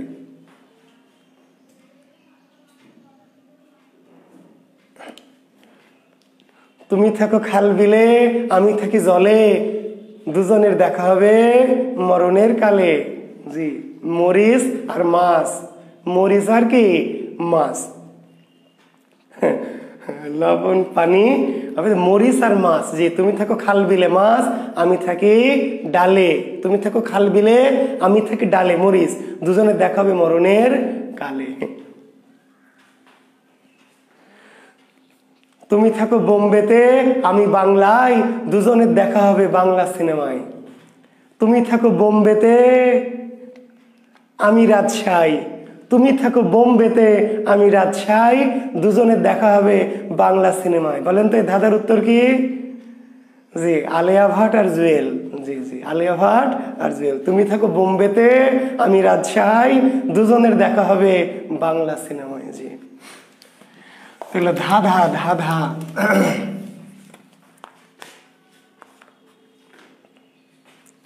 তিন অক্ষরের নাম তার, পানিতে বাস করে, মাঝের অক্ষর কেটে দিলে আকাশেতে উড়ে। তিন অক্ষরের নাম তার, তিন অক্ষরের নাম তার, আকাশেতে উড়ে, সরি পানিতে চলে, মাঝের অক্ষর কেটে দিলে আকাশেতে উড়ে, তাই না? এরকম ধাঁধা। শীতল, পানিতে শীতল,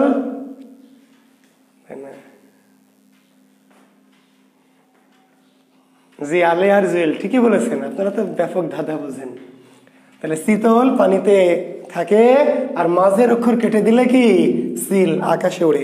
তো অনেক ধাঁধা আছে, শুধু ধাঁধা নিয়ে একটা ক্লাস নেওয়া যায়। কিন্তু ভাইরে এগুলো তো আমাদের বিসিএস এর জন্য অত ইম্পর্টেন্ট না, বুঝেন নাই? শুধু ধাঁধা নিয়ে একটা ক্লাস নিব, তাহলে ক্লাস কেমনে হবে, বুঝেন নাই? জি এগুলি শুধু যদি ক্লাস এমনি আসেন যে স্যার শুধু ধাঁধা শিখবো একদিন, সেটা ভিন্ন কথা। একদিন শুধু প্রবাদ প্রবচন শিখলাম, একদিন শুধু সেটা, কিন্তু আসলে কোর্সে আমরা শুধু ধাঁধা নিয়ে একটা ক্লাস করাবো, এটা তো মানুষ মাইল লাগাবে।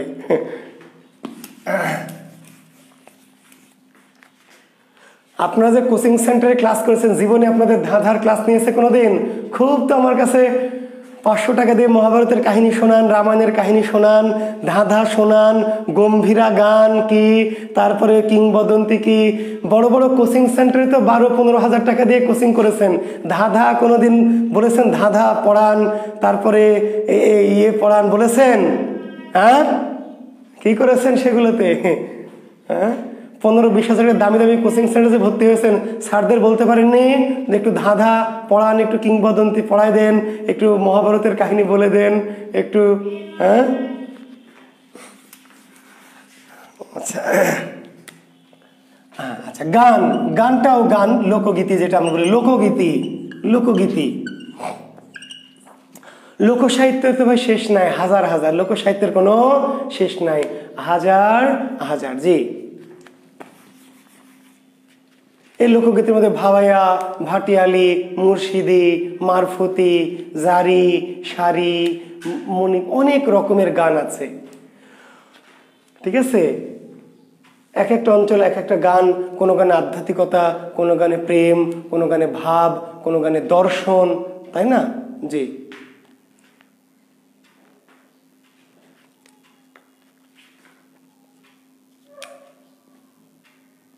হ্যাঁ, রেকর্ড করে পোস্ট করেন, আমি দিয়ে দিব। জি, আপনারা যারা ভাওয়াইয়া, ভাটিয়ালি, ভাইরে আমি গ্রুপটা কেন খুলেছি বলেন?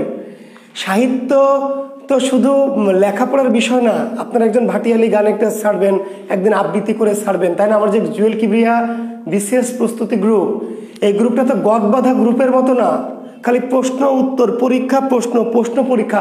আমার কোনো কিছুই তো গদ বাঁধা না, বোঝেন নাই? আমার যে জুয়েল কিবরিয়া বিসিএস প্রস্তুতি গ্রুপ, এটা তো গদ বাঁধা শুধু প্রশ্ন উত্তর, প্রশ্ন উত্তর। হ্যাঁ, প্রশ্ন উত্তর তো থাকবেই, পাশাপাশি আপনি একটা আবৃত্তি করলেন, একটা ভাটিয়ালি গান গাইলেন, ভাওয়াইয়া গান গাইলেন, তাই না? আপনি একদিন একটা পুঁথি গাইলেন, গিয়ে আমাকে দিলেন, অ্যাপ্রুভ করো। আমার এই মানে বিসিএস প্রস্তুতি গ্রুপটা তো অন্য আম জনতার মতো গদ বাঁধা গ্রুপ না। ঠিক আছে, হ্যাঁ, আপনার প্রশ্ন উত্তর আমরা আলোচনা করব, কিন্তু পাশাপাশি সাহিত্যের, তাই না, সংস্কৃতির নানান বিষয় আপনার চাইলে কিন্তু কি এখানে পোস্ট করবেন। ঠিক আছে, আমি অ্যাপ্রুভ করবো, তো আপনারা তো সেটা করেন না। জি, গান শোনাবো ভাই, রোজার মাসটা পার হোক ইনশাল্লাহ। অনেকে আপনারা আমাকে অনুরোধ করেছেন, আমি তো জানেন যে অনুরোধ ফেলি না। জি, আমি গান শোনাবো রোজার মাসটা, তারপর একটা ঈদের পরে ইনশাল্লাহ প্রথম ক্লাসে কি খালি গান হবে। ঠিক আছে ইনশাল্লাহ। জি, এই যে মাহফুজুর রহমানের গান শোনাবে আনামুল হক, আমি হিরো আলমের গান পারি, আরবি গানটা শোনাই দেবে হিরো আলমের। হ্যাঁ, জি জি, ঠিক আছে। তাহলে ঈদের পরে আমাদের এখানে মাহফুজ সঙ্গীত, তারপরে হিরো আলম সঙ্গীত, এগুলো হবে। ঠিক আছে, ঈদের পরদিন প্রথম ক্লাসে মাহফুজ সঙ্গীত আর হিরো আলম সঙ্গীত হবে। জি, সবাই রেডি হয়ে আসবেন ইনশাল্লাহ। তো কাজে সাহিত্য, লোক সাহিত্য বলতে অনেক কিছু পড়ে আসলে। জি, তার মধ্যে আরো একটু দুটি কথা না বললেই না, আমি গানগুলোতে আসলে যাচ্ছি না, তবে একটা কথা বলে শেষ করি, সেটি হচ্ছে রূপকথা। রূপকথা, জি, আরেকটি হচ্ছে উপকথা, আরেকটি হলো ব্রত কথা। তিনটা জিনিস লোকসাহিত্যের। ঈদের পরে রোমান্টিকতা, রোজার মাসে তো ভাই এই মধ্যযুগ নিতে আমার অর্ধেক রোজা শেষ হয়ে গেছে। সারাদিন যে না খেয়ে রোজা রাখতেছি, আর এই ক্লাস নিতে গিয়ে, রাধা কৃষ্ণ পড়াতে গিয়ে, লাইলি মজনু পড়াতে গিয়ে আমার রোজা তো টান টান লেগে যাচ্ছে, সুতোয় টান টান, মাঝে মাঝে ছিঁড়েও যায় কিনা আল্লাহ জানে। যাক, আল্লাহ আল্লাহ করে রোজার দিনগুলো পার করি, তারপর ঈদের পরে এসে কি ইনশাল্লাহ রোমান্টিকতা, এন্টি রোমান্টিকতা, তাই না? আচ্ছা, কি কি দেখেন, রূপকথা, উপকথা, প্রতকথা। রূপকথা, জি, জিনপরি, ভূত পেতনি, রাক্ষস খক্ষসদের নিয়ে অলৌকিক কি শিশুতোষ গল্পকে বলা হয় রূপকথা। রাক্ষস খক্ষস, জিনপরি, ভূত পেতনি, তার সাথে রাজা রানী, রাজপুত্র, রাজকন্যা, এ সমস্তদেরকে নিয়ে অলৌকিক অলৌকিক শিশুতোষ সাহিত্যকে বলা হয় রূপকথা। রূপকথা, যে অলৌকিক, কিন্তু অলৌকিকত্ব না হলে রূপকথা হবে না। জি, তাদের রাক্ষস খক্ষস, জিনপরি, ভূত পেতনি, দৈত্য দানবদের সাথে কি রাজা রানী, রাজপুত্র, রাজকন্যা, মন্ত্রী পুত্রদের নিয়ে রচিত অলৌকিক সাহিত্য, অলৌকিক শিশুতোষ সাহিত্যকে বলা হয় রূপকথা। যেমন কি ঠাকুরমার ঝুলি। ঠাকুরমার ঝুলি রচয়িতা দক্ষিণারঞ্জন মিত্র মজুমদার, কিন্তু না, রচয়িতা না, সম্পাদক। সম্পাদক, অনেকে আবার রচয়িতা মনে করে। ঠাকুরমার ঝুলি কিন্তু দক্ষিণারঞ্জন মিত্র মজুমদার রচয়িতা না, কে? সম্পাদক। এগুলি প্রাচীন কাল থেকে মধ্যযুগ মানুষের মুখে মুখে প্রচলিত গল্প, যেগুলি কি, যেগুলি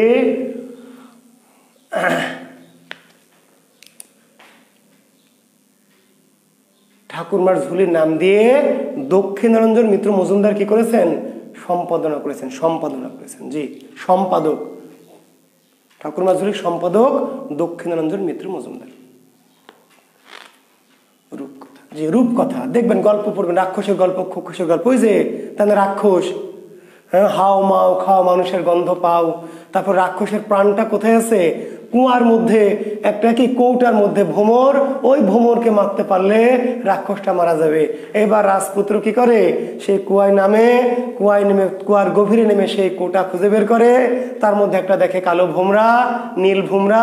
সেই ভোমরাটাকে যখন ডানা কাটে, রাক্ষসের হাত কেটে যায়, পা কাটে, রাক্ষসের পা কেটে যায়। এগুলো হচ্ছে কি রূপকথা, রূপকথা।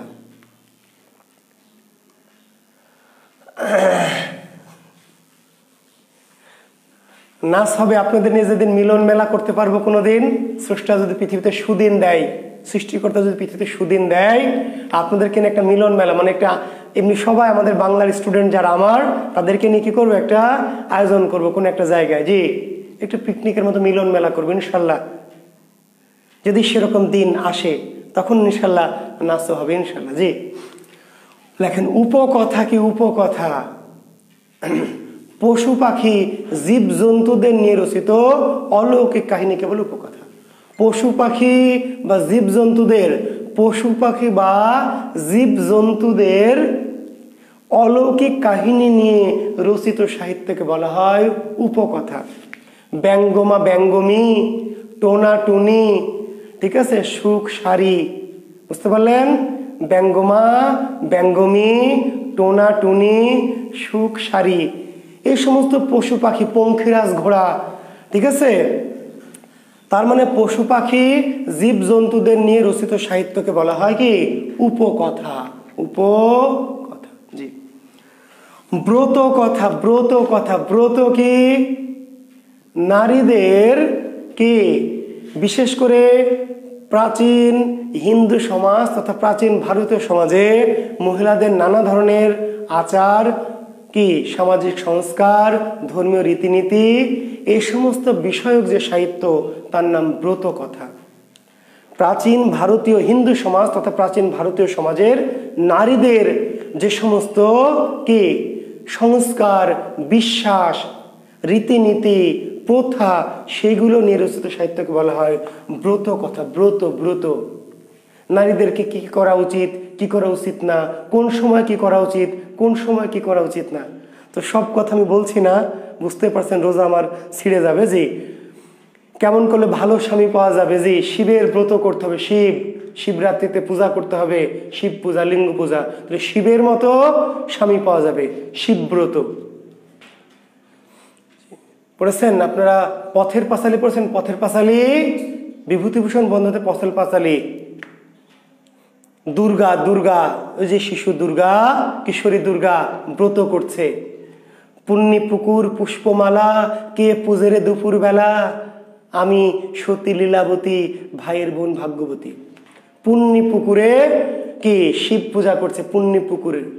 তো বলছে পুণ্যি পুকুর পুষ্পমালা, কে পুজেরে দুপুর বেলা, আমি সতী লীলাবতী, ভাইয়ের বোন ভাগ্যবতী।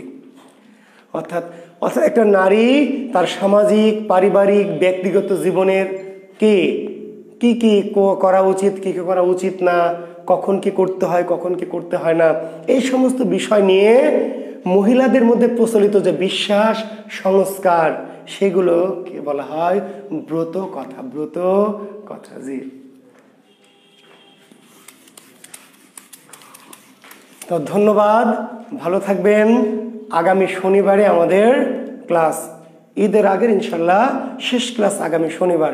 সুখ সারি পাখি ভাই, বেকার যুবক, পাখি, সুখ পাখি। এই যে আপনাকে এই যে পদ্মাবতী পড়ালাম, তাহলে পড়ে আমার কি লাভ হলো? নাকি আপনি মিস কল দিয়েছেন হঠাৎ করেই? বেকার যুবক, আপনাকে তো দেখি ক্লাসে আমরা বললাম না পদ্মাবতীকে, পদ্মাবতীর শখের নাম কি? সুখ পাখি, হীরামন, বলেছি না? মনে নাই? এ কয়দিনে ভুলে গেছেন? জি, পদ্মাবতী সখীর নাম কি? হীরামন, একটা পাখি। সুখ, সুখ হলো পুরাণে বর্ণিত একটা পাখি, সুখ পাখি। আর সুখ পাখির বয়ফ্রেন্ডের নাম কি, সরি স্ত্রীর নাম সারি, সুখ সারি। ব্যঙ্গমা আর কি? ব্যঙ্গমী। অনুরূপভাবে টোনা আর কি টুনি, এরা পুরাণে বর্ণিত পাখি, পুরাণে বর্ণিত পাখি। জি, মধ্যযুগের ভাই এ যা কিছু বলেছি কোন যুগের, মানে কি আমি কি আধুনিক যুগে গেছি? গাধা, এই গাধা অর্জুন দেবনাথ, আমি কি আধুনিক যুগে গেছি না আধুনিক যুগে যাইনি? আর প্রাচীন যুগে তো বলেছি চর্যাপদ। তাহলে যা কিছু আলোচনা করলাম যত কিছু সবকিছু কোন যুগের?